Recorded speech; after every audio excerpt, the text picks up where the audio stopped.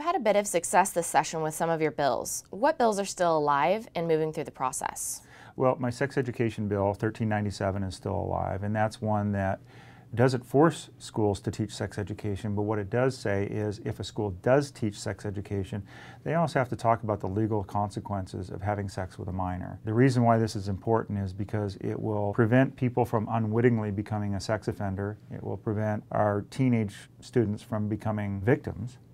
And it'll save our local governments a lot of money from not having to continually register people who now will not become sex offenders.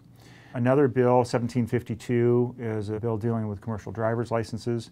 We are really the weak link in the United States on our driver's licenses. Although this doesn't do everything that we want to do on identification, it does at least start with the commercial driver's licenses. People that are driving trucks, buses, and those sorts of things. So it at least starts moving us in the right direction. And finally, 5715, which, although that's a Senate bill, it's a bill that I actually wrote dealing with some fraud that's being perpetrated against the state and therefore the taxpayers of this state, because people can collect taxes from their customers, but with certain electronic software that they can put into their cash registers, they can skim that tax money off and keep it for themselves rather than remitting it to the state.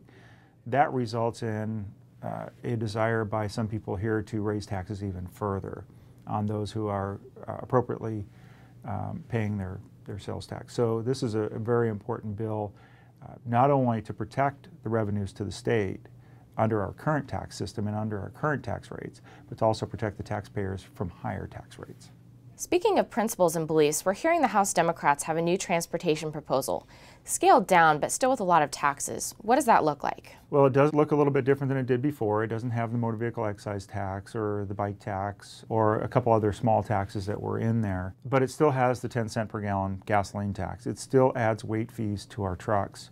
And that's a pretty significant cost to our trucking companies, to the cost of goods to consumers that are delivered in those trucks, plus higher prices at the pump. It'll start with a 5-cent gasoline tax increase and then ramp up to the full 10 cents. That's something that I just think the citizens can't handle right now. One, I don't think they have the faith in the state government to use their money wisely. We know that our projects are running anywhere from 1.5 to 2.5 times more expensive than it is on the national average.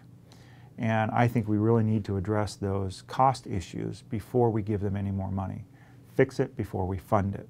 I think it's absolutely critical, and I think it's what the taxpayers deserve, and I think it's what they're demanding. The Democrats are also proposing tax increases on the operating budget. What kind of proposals are we seeing? Oh, they're going to do just about everything they can. I think there are very few people that are going to escape under this proposal. They're going to eliminate a number of tax exemptions. They like to refer to them as loopholes, but I want people to understand that when people use that term, they're using it incorrectly. These tax exemptions were passed with a very specific purpose in mind, and they're meeting the purpose. The vast majority of these tax exemptions are meeting the purpose. They are keeping people employed. They have brought new businesses, new employers into our state. And this is a time right now where we need to be protecting those tax exemptions more than ever. We still have 58,000 people that are still out of work 5 years after the start of the recession.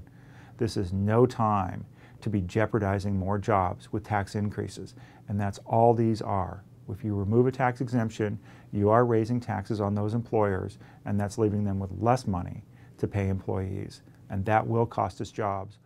At best, it will lead to a further delay in rehiring back those 58,000 workers who are still waiting to be hired back.